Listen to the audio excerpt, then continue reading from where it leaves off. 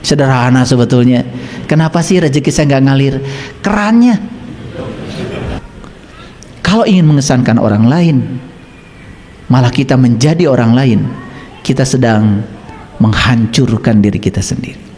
Dan semua keputusan yang dimulai dengan rasa marah akan berakhir dengan rasa malu. Stop berantem dan biarkan dia jadi atlet. Anaknya mau pulang ke rumah sekarang dan merasa dihargai oleh orang tuanya, dan dia sukses jadi atlet. Jadi kalau kaya hanya memperkaya diri sendiri itu namanya energi. Itulah yang dikatakan manusia berguna. Tetapi kalau kaya dialirkan ke orang lain, itu sudah daya, itu sudah joule per detik.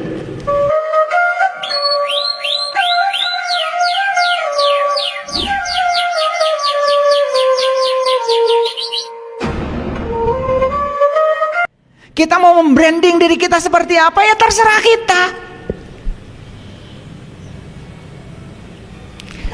Temukan kecerdasan, kejeniusan kita di bidang itu. Dan saya kasih tahu, semua anak kita, semua manusia di dunia itu jenius. Tapi anak kita akan kelihatan tidak istimewa saat dia harus menjadi seperti yang kita mau. Itu kesalahan kita selama ini. Ada murid saya, ayah, anak saya ingin jadi ini, tapi dia menolak terus. Terus dia ingin jadi atlet, terus ya selama ini berantem terus dengan saya. Stop berantem dan biarkan dia jadi atlet. Anaknya mau pulang ke rumah sekarang dan merasa dihargai oleh orang tuanya, dan dia sukses jadi atlet.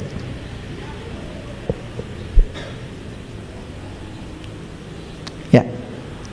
Jadi secara fisiologi bentuk tubuh, secara psikologi manusia tercipta berbeda. Makanya latihan pertama untuk menerima dan menghargai perbedaan, kita oleh Allah dipasangkan dengan pasangan hidup kita. Jadi pernikahan itu adalah universitas kecil untuk latihan menerima dan menghargai perbedaan. Jadi orang yang di luar suka menyerang orang lain, itu pasti di rumahnya berantem. Orang yang di luar suka menyerang orang lain yang berbeda dengan dirinya, itu pasti di rumahnya gagal. Dan orang yang di luar toleran kepada orang lain, pasti di rumahnya udah toleran. Ini saya kasih tahu. Latihan pertama kita menerima dan menghargai perbedaan adalah di rumah. Dan tidak mungkin kita dipasangkan dengan yang sama. Makanya di Quran disebutnya azwaja, pasangan. Kalian tidak pernah beli sendal jepit kiri-kiri, kanan-kanan, pasti kiri kanan. Gak pernah beli sepatu kiri-kiri atau kanan-kanan, pakai sepatu kiri-kiri atau kanan-kanan jatuh. Tapi kalau pakai kiri kanan bersama, serasi, sempurna. Jadi saya kasih tahu, semua yang dalam rumah tangganya masih banyak konflik, sederhana sebetulnya. Tidak tahu tujuan menikah. Tujuan menikah cuma satu, latihan menerima dan menghargai bahwa Anda dengan pasangan Anda berbeda.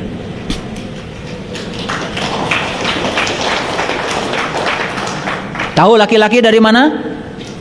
Dari planet Mars. Tahu perempuan dari mana? Dari planet Venus. Jadi dulu ya, para penghuni planet Mars menciptakan teleskop untuk ngintip semua makhluk yang hidup di planet Venus. Diintip dari Mars. Wih, banyak yang cantik. Ih, banyak yang menarik. Apa yang terjadi? Setelah teleskop diciptakan di Mars, dan kemudian saat itu tahu ternyata di Venus banyak perempuan cantik, penduduk Mars bikin pesawat. Lalu berbondong-bondong dari Mars pergi ke Venus. Terjadilah pernikahan antara penduduk Mars dengan penduduk Venus di Venus.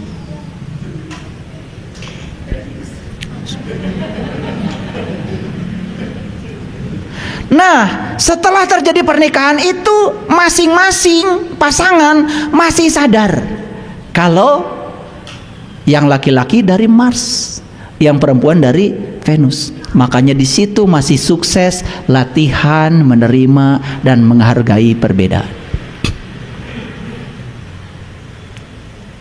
Setelah itu kemudian, setelah menikah, laki-laki dan perempuan yang di Venus ini ingin tamasya ke bumi ini. Naik pesawat ke sini. Begitu sudah sampai di bumi, dua-duanya lupa bahwa dia berasal dari planet yang berbeda. Di sini makanya berantemnya.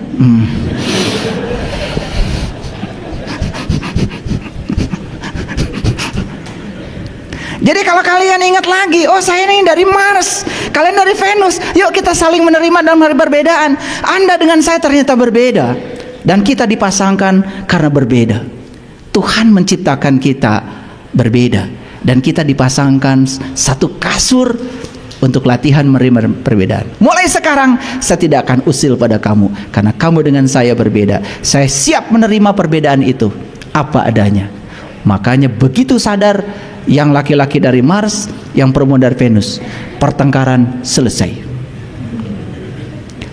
Pengadilan agama sepi.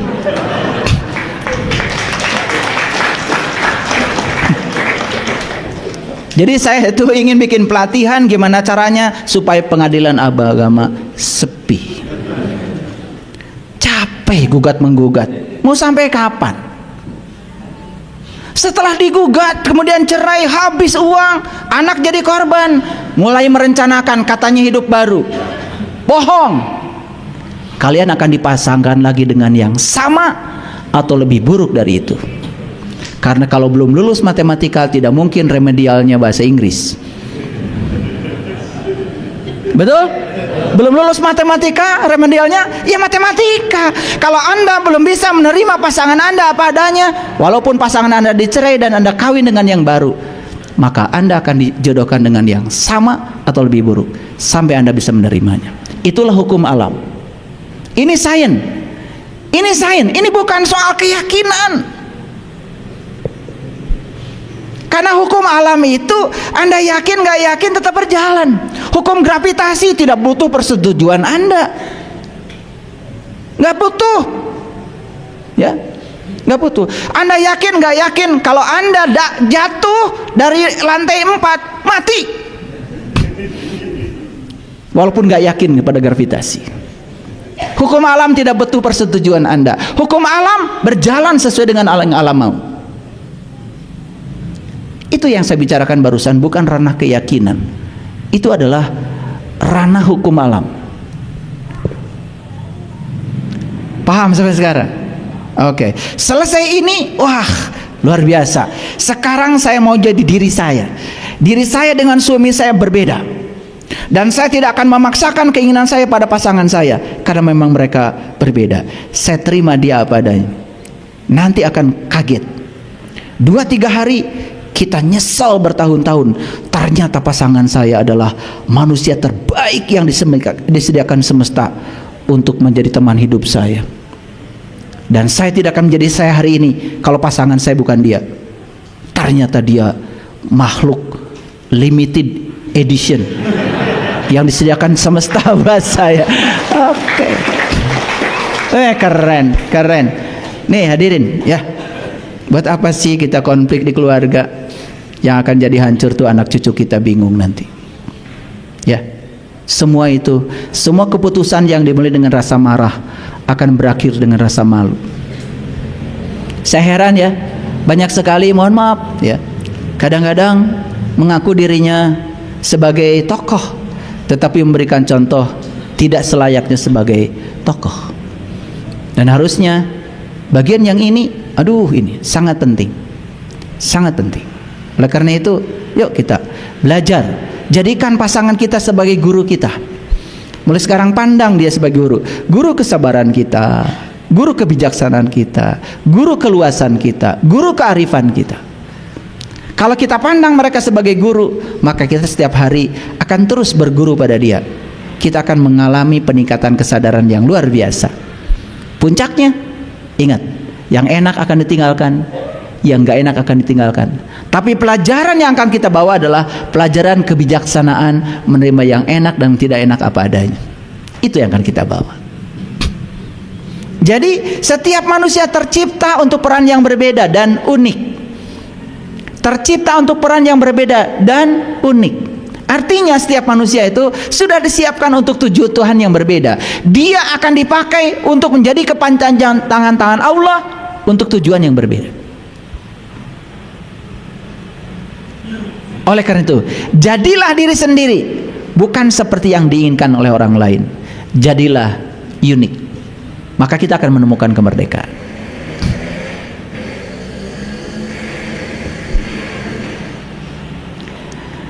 Selalu menjadi diri sendiri, ekspresikan diri, percaya diri, jangan keluar dan mencari kepribadian yang sukses dan menduplikasinya. Kalau ada orang yang dianggap sukses oleh pikiran kita, udah itu sukses di jalan dia. Dia punya kesuksesan di jalan yang lain. Jangan menduplikasi orang lain. Saya tidak mau menduplikasi anak saya harus menjadi saya. Karena saya percaya anak saya disiapkan oleh Tuhan untuk tujuan yang berbeda dengan saya. Makanya anak saya merdeka, tidak pernah harus belajar ceramah ya seperti ayah. No. Dan saya tidak mau menduplikasi dia harus menjadi seperti saya. Karena siapa tahu kalau dipaksa dia harus menjadi seperti saya, dia tidak maksimal potensinya. Tapi kalau dia menjadi dirinya sendiri, justru akan maksimal dengan sendirinya. Yuk, kita bertobat ya. Betapa selama ini kita mengatur-ngatur Allah sesuka pikiran kita. Bahkan semua harus seperti yang kita mau. Begitu semuanya seperti yang kita mau, kita menganggap sukses. Begitu ada yang tidak kita mau dan kita menganggap itu kegagalan, apa yang terjadi? Kita akan mati. Kita akan mati karena menganggap semua penolakan itu tidak kita terima. Semua hal yang berbeda dengan kita pasti kita akan tolak, bukan? Betul? Jadilah diri apa adanya dan katakan apa yang dirasakan. Karena mereka yang peduli tidak penting. Mereka yang peduli tidak penting dan mereka yang peduli juga tidak keberatan. Itulah pentingnya jadi diri sendiri. Bagaimana cara menjadi diri sendiri? Cuma 5 langkah. 1, kenali dirimu luar dalam. 2, terima dirimu apa adanya. Terima dirimu apa adanya. 3, jangan bandingkan dirimu dengan siapapun. 4, temukan berkah yang Allah titipkan pada dirimu. Ternyata setiap orang datang ke semesta ini membawa berkah. Apa berkahnya? Setiap kita punya bakat sendiri-sendiri. Temukan bakat itu. Dan kalau bakat itu sudah muncul dalam diri kita, itu berkah yang dititipkan semesta pada diri kita. Tapi jangan lupa, langkah yang kelima, kalau sudah menemukan berkah karena bakat kita sudah ditemukan, langkah selanjutnya adalah bagikan berkah itu pada orang banyak. Bagikan berkah itu pada orang banyak. Jangan untuk dirimu sendiri. Kaya untuk diri sendiri tidak akan membuat kita kepada kebahagiaan. Tapi kaya kita bagikan membuat kita bersukacita setiap saat. Saya kemana-mana selalu menyediakan uang di saku saya. Berapapun yang saya punya, saya bawa. Tadi malam habis dari kampus, mau turun ke Geger Kalong, nggak bisa. Saya bilang sama anak saya, putar aja ke sana. Begitu sampai di Pondok Hijau, alhamdulillah Pondok Hijau ditutup. Alhamdulillah. Saya bilang nggak usah pusing-pusing, putar lagi. Kemudian ke sana, ke Setiabudi Regensi. Udah ada jalan nembus ke Ciwaruga ke atas. Begitu jalan di situ, subhanallah, memang harus ke situ jalannya. Saya menemukan beberapa orang sepanjang jalan yang memang perlu bantuan. Berkali-kali saya turun dari mobil sampai anak saya tuh nangis. Ayah, kan capek ayah. Nggak apa. Capek ayah ngajar dari pagi sampai sore ini. Terbalas. Kenapa? Bisa membahagiakan beberapa orang sepanjang jalan. Maaf, uang 200.000, 300.000 mungkin tidak begitu berguna bagi kita. Tapi di pinggir jalan ada orang yang sedang mengharapkan 300.000 untuk menafkahi keluarganya. Begitu saya kasih, kemudian dia menangis. Ternyata dia sedang bingung. Karena apa? Karena anaknya sakit. Mau dibawa ke dokter, nggak punya uang. Dan ketika kita memberikan itu dan mendengar ceritanya, bukankah kebahagiaan kita luar biasa? Uang yang disimpan di dompet kita tidak akan membuat kebahagiaan sebelum uang itu digunakan. Sama seperti listrik. Perhatikan listrik. Listrik itu oleh PLN dijualnya tidak dalam joule, tapi dalam watt. Apa bedanya? Joule dengan watt beda. Kalau joule itu satuan energi, kalau watt itu satuan daya. Kalau daya itu banyaknya energi yang digunakan per satuan waktu. Itu namanya daya. Makanya daya itu watt, joule per detik. Terserah kita mau pakai joule, mau pakai watt. Kalau joule, nih, habis makan kita punya energi, itu joule. Energi ini disalurkan keluar. Berapa banyak energi yang disalurkan keluar per satuan waktu, semakin banyak energi yang disalurkan per satuan waktu, semakin berguna kita dalam hidup. Itu namanya daya. Coba listrik ini. Listrik yang 5 watt dengan yang 10 watt, beda nggak terang? Yang 10 watt dengan yang 25 watt, beda nggak terang? Beda. Kenapa? Yang 5 watt itu mengeluarkan 5 joule per detik. Terangnya segitu. Yang 25 watt mengeluarkan 25 joule per detik. Terangnya luar biasa. Terserah kita mau mengeluarkan berapa joule per detik ke semesta, terserah kita. Itulah yang dikatakan manusia berguna. Jadi kalau kaya hanya memperkaya diri sendiri, itu namanya energi. Tetapi kalau kaya dialirkan ke orang lain, itu sudah daya, itu sudah joule per detik. Makanya PLN menjual listrik tidak pakai joule, pakai watt. Hebat ya? Pernah memikirkan itu? Ya sebetulnya sudah pasti tidak pernah. Sudah pasti tidak pernah. Yang penting rumah kita caang. Padahal tiap hari pelajaran itu ada kan? Betul nggak? Nyuruh anak, neng pangmesarkan lampu, sabar rawat mama. Nu 25 watt we ameh caang tuh. Jadi kalau 25 watt tuh tahu lebih terang dari 5 watt.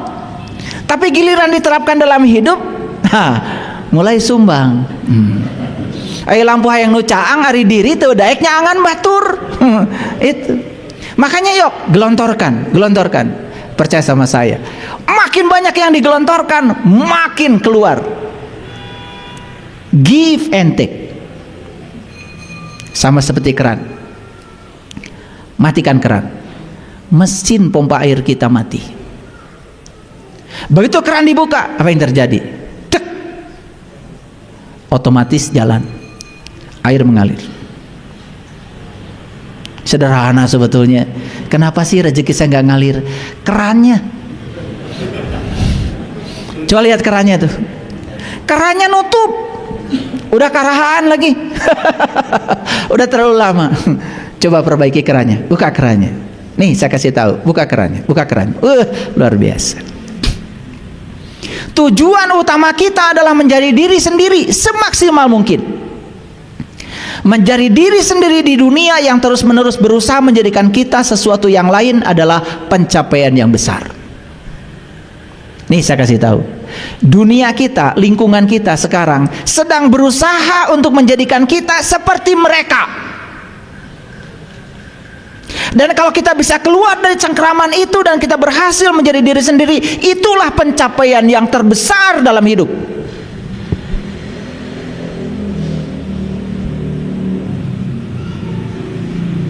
Saya di keluarga saya nggak mau jadi ayah saya, nggak mau.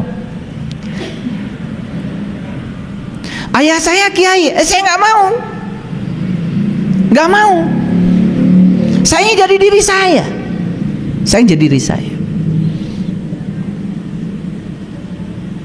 Makanya ketika ayah saya mengajarkan sesuatu, saya saring betul, walaupun itu ayah saya.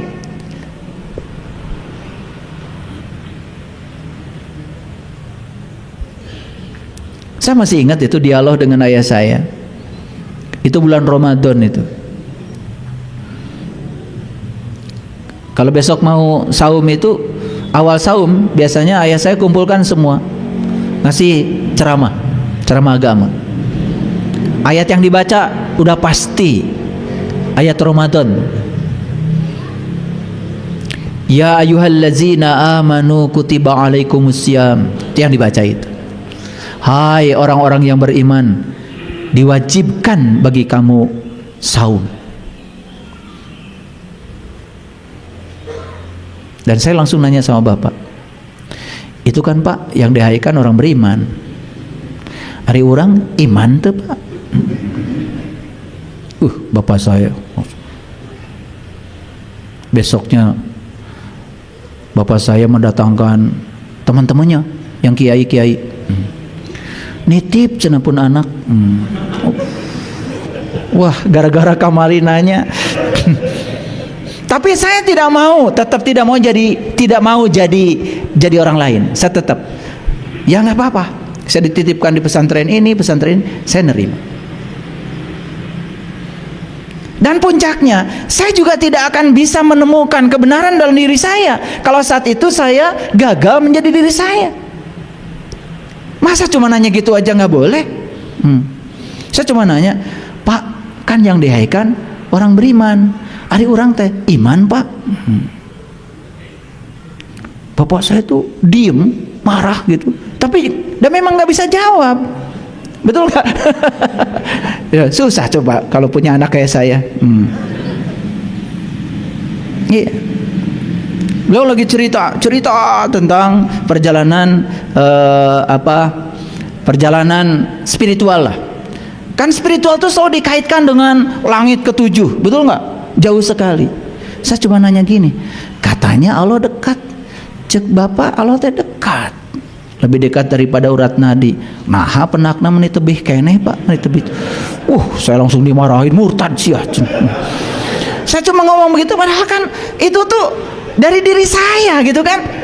Ya kan ada konflik di otak saya.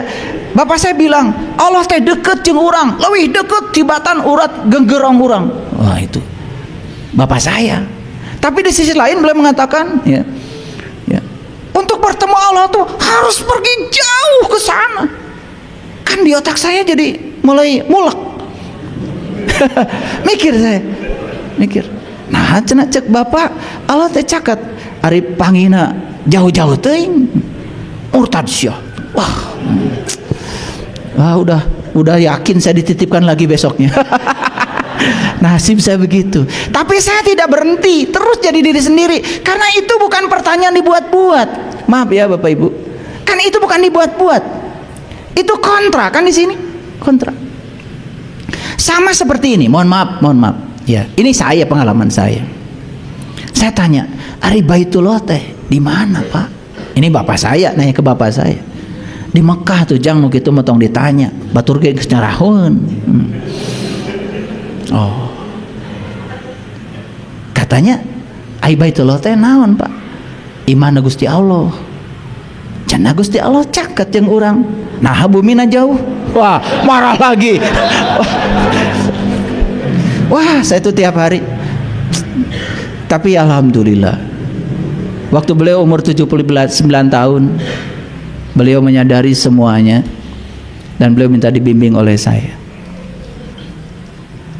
Setelah saya melakukan pencarian, kemudian saya bilang sama bapak, "Pak, abdi tos tepang sareng anu ku abdi dipilari salami ieu. Bilih Bapak hoyong mangga. Abdi ngantos. Jadi saya menunggu lama sampai beliau dari dalam dirinya sendiri minta dibimbing. Alhamdulillah. Sampai beliau meninggal, luar biasa. Nah, ternyata kejujuran itu mahal, Bapak Ibu.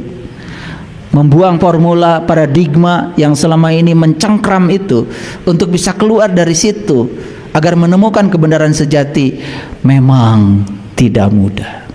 Saya bertahun-tahun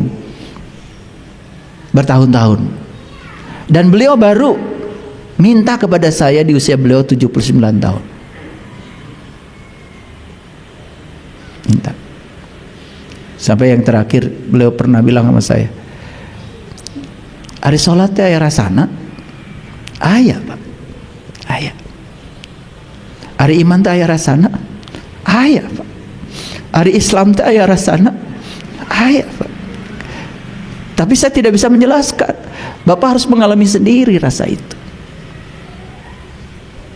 Itu saya dialog dengan beliau itu sampai jam 3 pagi. Persis seperti dialog Ibrahim dengan ayahnya itu. Ternyata saya menyadari patung terbesar yang harus dihancurkan itu bukan patung dalam wujud fisik, tapi patung terbesar yang harus dihancurkan adalah ketidakmauan kita untuk berubah. Itu patung yang paling besar.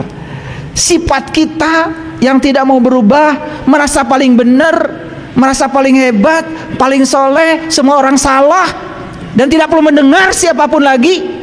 Itu patung terbesar yang harus dikampakin. Dan saya baru sadar ternyata Nabi Ibrahim yang dikampakin dari ayahnya bukan patung yang di luar, bukan yang bersifat fisik, tetapi sifat yang tidak mau berubah. Dan patung itu yang berbahaya dalam diri kita. Patung yang fisik apa bahayanya? Hanya seni, tapi ketidakmampuan kita untuk mengubah diri. Kekeh, merasa paling benar, merasa paling hebat. Itu yang sangat berbahaya. Hadirin, sudah banyak yang saya sampaikan hari ini. Dan yang terakhir saya ingin menyampaikan satu ayat yang sangat penting untuk kita renungkan.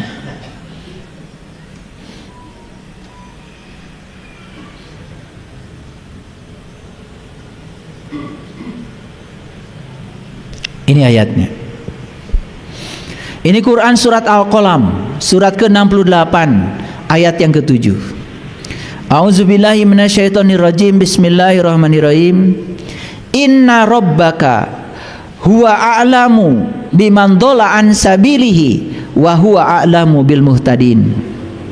Sesungguhnya Tuhanmu, dialah yang paling mengetahui siapa yang sesat di jalannya dan siapa yang mendapatkan petunjuk.